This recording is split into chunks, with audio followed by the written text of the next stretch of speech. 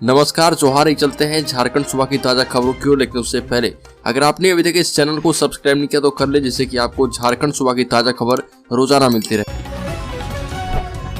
पहली और बड़ी खबर, झारखंड कैबिनेट की बैठक में अहम फैसले लिए गए। मुख्यमंत्री हेमंत सोरेन की अध्यक्षता में कैबिनेट की बैठक हुई, जिसमें कुल 34 प्रस्ताव पर सहमति मिली। बैठक में मुख्यमंत्री सारथी योजना समेत 4 योजनाओं को सहमति दी गई है। इन योजनाओं का उद्घाटन झारखंड स्थापना दिवस के दिन राष्ट्रपति महोदया के हाथों में किया जाएगा। मुख्यमंत्री सारथी योजना के तहत सरकार वैसे युवाओं को आर्थिक सहयोग करेगी जिन्होंने प्रशिक्षण प्राप्त किया है और इन युवाओं को रोजगार नहीं मिला है, तो अब सरकार उन्हें 1000 रुपये प्रतिमाह भत्ता देगी। अगली खबर, तीनों विधायकों को बड़ी राहत, कोलकाता हाईकोर्ट ने दे दी है जमानत। कैश के साथ कोलकाता में पकड़े गए विधायक डॉक्टर इरफान अंसारी, राजेश कश्यप और नमल भिक्षल कोंगाड़ी को कलकत्ता हाईकोर्ट ने जमानत दे दी है। तीनों विधायक अंतरिम बेल पर थे, अब उन्हें रेगुलर बेल दे दिया गया है। इस फैसले के साथ एक अहम फैसला भी किया गया है, जिसमें तीनों विधायक अब कोलकाता छोड़कर झारखंड लौट सकते हैं। खबर ये भी है कि तीनों विधायक रात कोलकाता से रांची के लिए रवाना हो चुके हैं। झारखंड विधानसभा के विशेष सत्र में इनके शामिल होने की भी चर्चा है। अगली खबर, भाजपाइयों ने राज्य सरकार के खिलाफ किया प्रदर्शन। भाजपा के द्वारा जामताड़ा प्रखंड परिसर में जन आक्रोश रैली के तहत 1 दिवसीय धरना दिया गया। वरीय भाजपा नेता वीरेंद्र मंडल की अगुवाई में भाजपाई और आम लोग जामताड़ा प्रखंड परिसर में 1 दिवसीय धरना दिए। भाजपाइयों के द्वारा रैली निकालकर जामताड़ा प्रखंड परिसर का घेराव किया गया। भाजपा के वरीय नेता वीरेंद्र मंडल ने कहा कि वर्तमान झारखंड गठबंधन सरकार नहीं बल्कि ठगबंधन सरकार है। इस सरकार में व्याप्त भ्रष्टाचार से झारखंड की जनता त्राहिमाम कर रही है। इस वर्तमान ठगबंधन सरकार को हटाना है और झारखंड को बचाना है। अगली खबर, मुख्यमंत्री शिक्षा प्रोत्साहन योजना के तहत झारखंड के आर्थिक कारणों से कोचिंग नहीं कर पाने वाले 8000 छात्रों को medical engineering, CLAT, hotel management आदि के लिए कोचिंग की सुविधा मिलेगी। हॉस्टल में रहकर कोचिंग लेने वाले छात्रों को हेमंत सोरेन सरकार 2500 रुपये मासिक छात्रवृत्ति भी प्रदान करेगी। कैबिनेट की बैठक में यह तय किया गया कि एकलव्य प्रशिक्षण योजना के तहत यूपीएससी, जेपीएससी, बैंक आदि में नौकरी के लिए कोचिंग करने वाले छात्रों को झारखंड सरकार की ओर से मदद दी जाएगी, ताकि ऐसे युवा अपने करियर बेहतर कर पाए। अगली खबर, झारखंड के मुख्यमंत्री हेमंत सोरेन से योग गुरु बाबा रामदेव ने मुलाकात की। बाबा रामदेव इस समय रांची आए हैं। रांची एयरपोर्ट पर उन्होंने कहा कि हेमंत सोरेन की सरकार अच्छा काम कर रही है। ईडी से मिले समन पर कहा कि राजनीतिक विषय है। योग गुरु बाबा रामदेव ने रांची में कहा कि झारखंड के मुख्यमंत्री हेमंत सोरेन अच्छा काम कर रहे। बाबा रामदेव ने मुख्यमंत्री हेमंत सोरेन से मुलाकात की। इस दौरान मुख्यमंत्री ने उनका पैर छूकर आशीर्वाद लिया। यही नहीं, मुख्यमंत्री ने बाबा रामदेव को शॉल भेंटकर सम्मानित किया। इससे पूर्व बिरसा मुंडा रांची एयरपोर्ट पर मीडिया के द्वारा पूछे गए एक सवाल के जवाब में बाबा रामदेव ने कहा कि ईडी की कार्रवाई एक राजनीतिक विषय है, इस पर कोई भी कमेंट नहीं करना चाहेंगे। अगली खबर, झारखंड कर्मचारी चयन आयोग के द्वारा आयोजित होने वाले मैट्रिक स्तरीय प्रतियोगिता परीक्षा के लिए ऑनलाइन आवेदन अब 21 नवंबर तक भरे जाएंगे। पहले इसकी अंतिम तिथि खत्म हो रही थी। आयोग ने तकनीकी कारणों से ऑनलाइन आवेदन की तिथि बढ़ाने की घोषणा कर दी है। इस प्रतियोगिता परीक्षा में शामिल होने के लिए ऑनलाइन आवेदन भरने वाले अभ्यर्थी 14 नवंबर तक परीक्षा शुल्क का भुगतान कर पाएंगे। ऑनलाइन आवेदन में किसी प्रकार का संशोधन 26 से 29 नवंबर के बीच होगा। अगली खबर, आजसू सुप्रीमो ने 17 नवंबर को राज्यव्यापी आंदोलन का किया ऐलान। सुरेश महतो बोले, पिछड़ों के साथ धोखा हुआ है। आजसू सुप्रीमो सुरेश महतो ने हेमंत सरकार पर जमकर निशाना साधा और कहा कि नियोजन नीति में इन्होंने खतियान के अस्तित्व को मिटा दिया है। साथ ही ये भी कहा कि पिछड़ों के साथ धोखा हुआ। आजसू पार्टी कभी हकमारी बर्दाश्त नहीं करेगी। आगामी 17 नवंबर को राज्यव्यापी आंदोलन का ऐलान किया गया है। रांची के बोड़ैया में आयोजित कांके विधानसभा स्तरीय बैठक में कार्यकर्ताओं को संबोधित करते हुए आजसू सुप्रीमो सुरेश महतो ने कहा कि वर्तमान सरकार 1932 खतियान आधारित स्थानीय नीति की बात कर रही है, लेकिन नियोजन नीति को लेकर एक शब्द भी नहीं बोलती है। नियोजन नीति में तो उन्होंने खतियान के अस्तित्व को ही मिटा दिया है। ये भी कहा कि झारखंडी जनमानस से जुड़े विषयों का ईमानदारी पूर्वक हल करने की बजाय सरकार अपना स्वार्थ सिद्ध करने के लिए लोगों को उलझाने का काम कर रही है।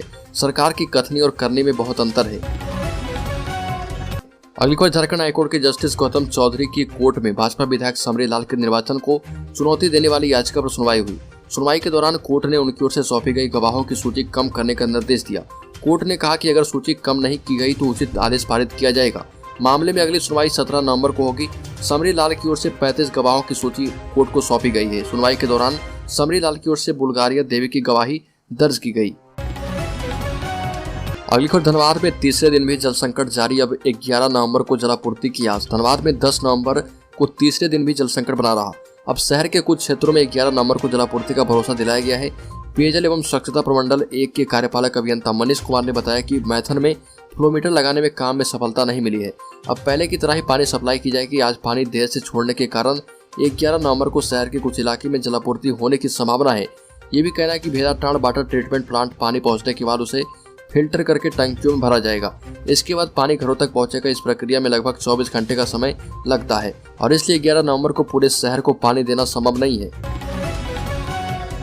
अगली खबर, आदिवासी जन परिषद की करमटोली कार्यालय में हुई बैठक में प्रेम शाही मुंडा ने कहा कि पिछले 21 वर्षों में कोई भी राजनीतिक पार्टी ने आदिवासी मूलवासी के साथ न्याय नहीं किया और इसलिए आने वाले समय में नया राजनीतिक विकल्प को तलाशना होगा। झारखंड में कई मुद्दों पर एक साथ संघर्ष करने की आवश्यकता है, क्योंकि जिसे मौका मिल रहा है वह लूटने का काम करता है।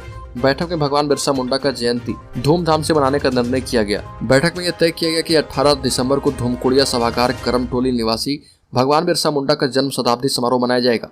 बैठक में कहा गया कि स्थानीय नीति नियोजन नीति लागू करने के साथ ही स्थानीय कारोबारियों की भागीदारी के लिए नीति बनाई जाए। अगली खबर, रामगढ़ जिले में अवैध खनन पर पूरी तरह से रोक और दोषियों पर कड़ी कार्रवाई को लेकर रामगढ़ डीसी माधवी मिश्रा रेस में है।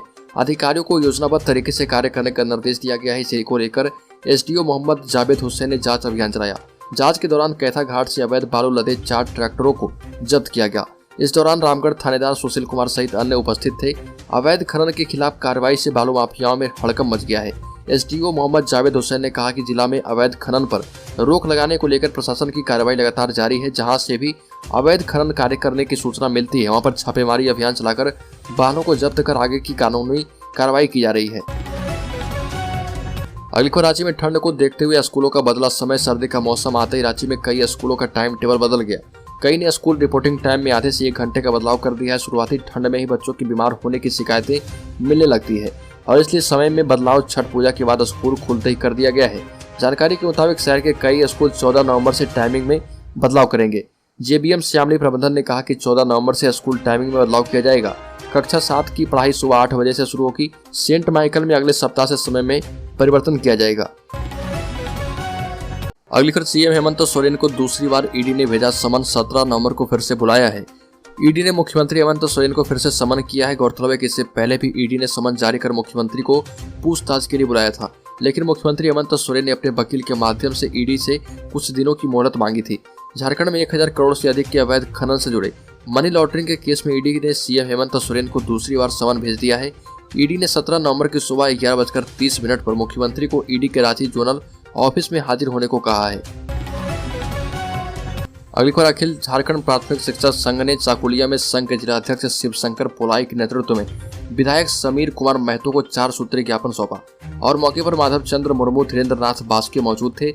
सौंपे गए पत्र में बिहार राज्य की तर्ज पर झारखंड राज्य के शिक्षकों को MACP का लाभ देने, छठे वेतन आयोग की विसंगतियों का निराकरण करते हुए एंट्री पे 16,290 करने, इंटर डिस्ट्रिक्ट ट्रांसफर नियमों का सरलीकरण करते हुए एक बार फिर से गृह जिला स्थानांतरण की सुविधा प्रदान करने और गैर शैक्षणिक कार्यों एवं रिपोर्टिंग के अत्यधिक दबाव से शिक्षकों को पूर्णतः मुक्त करने की मांग शामिल है। अगली खबर, झारखंड में सियासी बयानबाजी जारी है। झारखंड मुक्ति मोर्चा और भारतीय जनता पार्टी के नेताओं के बीच जुबानी जंग जारी है। वहीं बाबूलाल ब्रांडे ने सीएम हेमंत सोरेन पर निशाना साधते हुए कहा कि जांच एजेंसियों को धमकाना, बीजेपी कार्यकर्ताओं को धमकी और अब मीडिया के कटघरे में खड़ा करके मुख्यमंत्री जी अपने घपले घोटाले को छिपाने की कोशिश करते हैं, लेकिन उनकी एक भी दाल नहीं गलने वाली है। हेमंत सोरेन जी 17 नवंबर को ईडी दफ्तर जाइए और सब कुछ सच सच बताइए। सत्यमेव जयते।